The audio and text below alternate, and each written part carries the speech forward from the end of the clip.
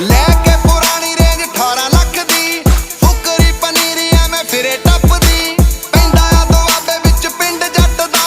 ਲਿਖੇ ਨਾ ਰਿਪੋਰਟ ਸਾਡੇ ਲਾਏ ਟੱਕਦੀ ਜਿਹੜੇ ਸਾਡੇ ਨਾਲ ਖਾਰ ਖਾ ਕੇ ਫੇਮ ਪਾਲਦੇ ਕਰ ਦਈਏ ਅੰਡਰ ਗਰਾਊਂਡ ਮਗਰੋਂ ਚਵਲੇ ਤੈਨੂੰ ਹੀ ਕਿਹਾ